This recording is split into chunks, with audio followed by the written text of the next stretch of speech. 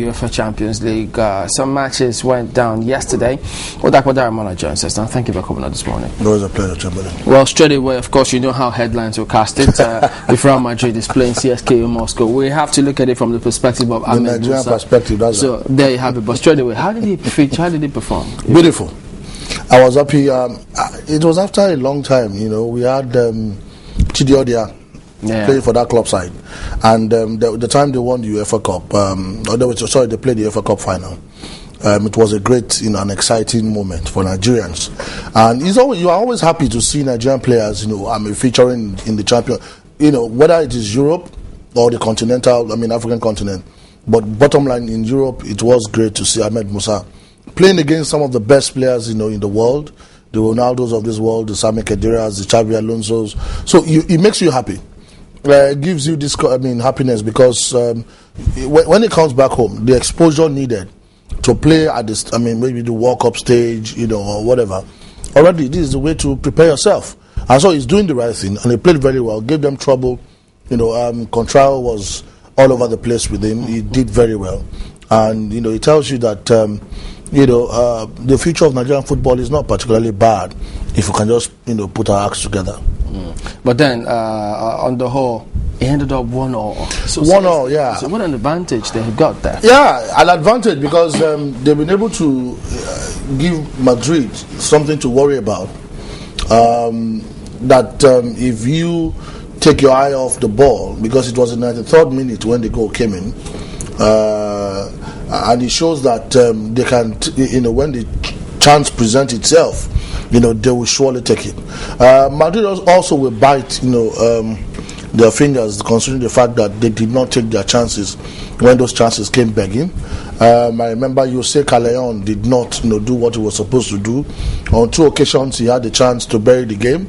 He did not. Cristiano Ronaldo also will blame himself. He had another 2 opportunities to bury the game. He did not. Sami Khedira was equally unfortunate at some point. So it's not as if Madrid did not put in the needed effort to win the game. But if you are playing under sub-zero temperature at the Luzhniki Stadium, the freezing cold, it tells you have to take precautions. You have to be cautious, and then you just have to take whatever comes your way. And thank God it was a draw. They were in the driving seat, and so when they come back home, of course, at the Estadio Santiago Bernabeu, I'm sure it's going to be a different ball game. They have the arsenal, they have what it takes to bury, CSKA Moscow, but CSKA can hold their heads high and say, yeah, we did our best. Don't forget they qualified in the same group with Inter Milan, and they gave everybody hell, really, every team that came their way. And so they become a very strong, side in European football, and you just have to take them seriously whenever you go there, especially at the Luzhniki Stadium. Well, that's amazing, because one would have thought they might have just given up. No, look, this is Real Madrid. Well, one goal down. We did what we can, done what we can, but we couldn't get anywhere. But they kept on fighting. Absolutely, that's the spirit. And I love, in football. Yeah. One thing is clear: if you must do well in your game, in your fixtures, you must be focused till the moment. Look, that was a chance. They had the opportunities, and they could have since equalized. And like I said, it was really a tough time for Fabio Cantero and the other guys, Sergio Ramos and Pepe at the back. Really keeping. No, defensively, Real Madrid has been weak somehow. They've not been, maybe without Cavallo, they've not been, the very strong side. That's Ahmed Musa. It was all over the place. His pace was, breathtaking. That's Pepe. If without that kind of, defending, you could imagine what could have happened. So, like I said, you could see he was begging for the ball. He got there, but huge, defensive abilities of the Portuguese Pepe. So overall, what I'm saying is, it tells you that you have to keep your eye on the ball. You cannot afford to be distracted for a minute, and that was what happened. In this case, the moment they lost concentration, the CSKA Moscow team, was able to get an advantage. So you must, if it is 95 minutes, if it is 100 minutes, you must be focused, all through. Because the moment you keep your eyes away from the ball, something dangerous could happen. But do you think they gave them too much respect? You could see Musa again. It was all over the place. Like so I said, an interesting night for him. I told you he was on Fabio Contrario all through the game. You could see he put up a good show. I was happy watching him yesterday. It really gives you, that was one of the chances, and you must give it to the goalkeeper anyway.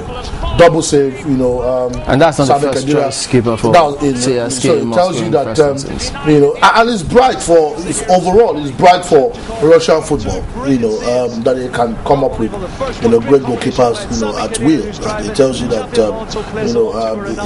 the future is bright. But CSKA Moscow, they've got more away wins than local wins in this tournament. So is there any ray of hope for them perhaps when they get to definitely, like I said, for me, that's again, I mean, on the run, terrible, pull out, but again, it was.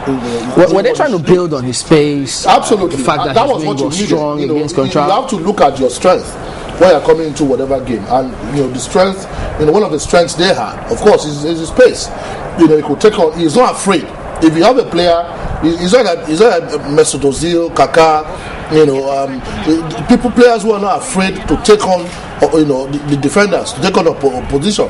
And that was what, and that was a goal from Ronaldo. Yeah. He just had to do the pressing to do it. So you don't, in that kind of situation, you capitalize on your strength. And Ahmed Musa, of course, up front, was it for them. And they were using that wing very well. And he was able to deliver the goods when it mattered most.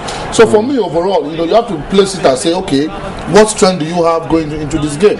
I'm sure he's going to be pocketed in the next game. What about that Mourinho has seen what this young Nigerian can do? I'm sure he's going to deal with him heavily when they meet again at the Estadio Santiago. Because it's possible that Madrid might have just thought, okay, let's play a game. Absolutely. Do your thing. No particular attention to any player for CSKA. For me, overall, it's good that they came out with a draw, and not a loss. But I believe, again, like I said, Madrid, the current Madrid team against CSKA Moscow, in Spain, in Madrid, it's going to be a different ball game, I can assure you. But what about that away record? Because if CSKA Moscow, the coach admitted they were playing against the more talented side of Real Madrid. Absolutely. So the away record, Real Madrid was playing against the 12th man, which was weather. So they were playing against the 12th man. So it's not going to be the case when they come to Spain. They're going to be on their own turf, their own home crowd support. And of course, they will be geared up for this game. More than this, what we saw yesterday, they're going to be geared up. So I'm not saying CSKA Moscow will not put up a good show, possibly, but definitely Madrid has what it takes to bury the game. Look, and the same thing be said about Chelsea and Napoli. I thought we will not look at Chelsea. That's the equalizer. First, let's talk about this. Came from Sweden, and look at, they were all ecstatic about it. That tells you, what that goal meant to the team. That's a Champions League goal. This Champions League goal. You see the pride, bottom line, that Madrid came to this tough, and the game ended 1-1. What more? That's the way to write those kind of stories. Okay, don't forget they're going to look back at their qualification. The entire series, and they will say, Inter Milan came here. We gave them a run for their money. Real Madrid came to this stadium. We give them a run for their money. That is the pride. It doesn't matter if they now go to the Bernabeu, and they lose 4-0. That will not be the story. The story for the Russians would be they came to our territory and it became we were rock solid. That's going to be their story. But can Madrid be under any sort of tension? I don't think so. Can CSKA must give them a scare at the Bernabeu? In this game, actually, if you look at the final analysis, I think Madrid had more chances. They just have to blame themselves for not taking their chances, and they are going to create more. And they have played against too many oppositions this season that they had to come from behind. Most of their games, they had to, they were losing 1-0, and they had to come from behind. So that character is there. So that character is there. They have what it takes, to fight, from behind. So it tells you that, in the real sense, it's going to be a different ball game. But the beautiful story is the fact that, in this game, CSKA Moscow were able to hold their own on their own turf. But who can Chelsea blame for that poor performance? The defense. I think don't forget. I think Chelsea is paying the price changing his football policies. Every year, every season. Not even just coaching now, but the philosophy of the team. There was a time that we were playing the so-called beautiful football, okay, and it was not fetching Chelsea virtually anything. Eventually, you say Mourinho came with his pragmatic style and created a philosophy for the club. And that is, we win dirty. We don't have to impress, in our football style, but we let us get the result. And do you know what is funny? While Mourinho was there, Chelsea may not be playing beautiful football, but they were scoring the highest number of goals and conceding the least number of goals. At some point, it was only Arsenal that scored more goals, but they conceded more. So that was the philosophy. They were not conceding goals, and they were equally scoring goals. But the owner of the team says, "Hey, listen, I want to." In fact, he started with the jersey. There was this one very funny, looking jersey that Chelsea went for. It was just to look like Barcelona. The man said, "I want to be the Barcelona of English football." So play beautiful football. Fans will come to the stadium. They could predict the game. Okay, it's going to be 1-0 or 2-0, and Chelsea was going to win. They were not singing boring Chelsea. Okay, but the philosophy was working. But suddenly, coaches came right from Scolari, who brought in Deco, Ancelotti. Everybody wanted to play beautiful football. In line with the demands of the owner of the club. Along the line, it's backfiring. Okay, because as long as Ivanovic or Bosingwa on the right and the left full back Ashiko have to power forward, we do not have the quality of defenders apart from John Terry, who could be able to cover up for the two full backs. So that is the challenge we have. We are playing beautiful football, having more possession. In fact, in all the games we have lost and drawn, Chelsea have always ended up having the highest number in terms of the ratio of ball possession. But we are just too weak at the back. Even when if you look at everything that happened yesterday, the selection also was wrong because you played two forward or attacking midfielders. That is Raul Meireles, who of course when he was playing for Liverpool was always on the ascendancy in terms of going forward. Now Ramirez, who also goes forward. Now you are playing those two guys as holding midfielders. It was never going to work because they couldn't cope. If you look at the first goal, the one Ezekiel Lavezzi scored, it was just a chance goal because Raul Meireles and Ramirez could not close him down.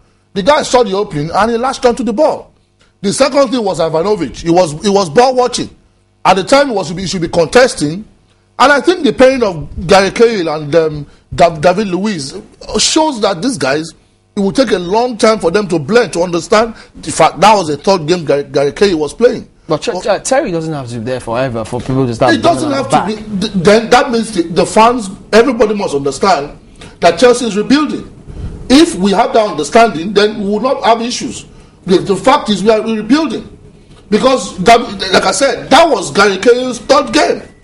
And David Luiz, like the man we know, is not the best of central defenders. Okay? He has his, so he needs somebody who can cover up for him.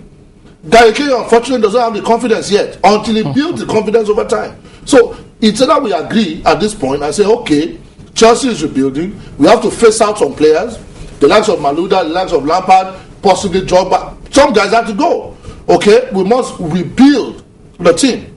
So if we agree on that, then whatever is going on with Chelsea, people will understand it's a rebuilding process. And then because AVB under Villas-Boas has consistently said, I have 3 years to build a team here. So if he has 3 years, well, maybe the first year... Is it going to last beyond this first year? Well, there's every likelihood because if the owner, because nobody wants to sack him, because it's going to keep costing the club money. Don't forget, we had to pay £13.3 million to write off his contract with Porto. And then you imagine what his salary is. When this guy was sacked, Luis Felipe Scolari, when he was sacked. Imagine they parted away with almost 15 million pounds. So you can't keep spending money in that manner, and you will not, end up in deficit. Well, so I think if he's allowed to stay, let him be his own man. Let him build his own team. Let him have confidence more in the youth development system, which is one of the best in Europe right now. But isn't he losing the dressing room? Well, that's why I said some players must go. The management of the team, which is the owners and the proprietors of the club, must give him that needed backing, which we are, from what we are getting. I mean, Abramovich says he's my man, I'm behind him, he's rock solid. People have been saying that sacking coaches and all that. And if you are sacking coaches to get results equally, it's not bad in football because it has been proven to be so. Okay. Frank Rijkaard, many people were tried for the job in Barcelona. Even at the time when Frank Rijkaard made something out of it, and he went down the line again, he was sacked.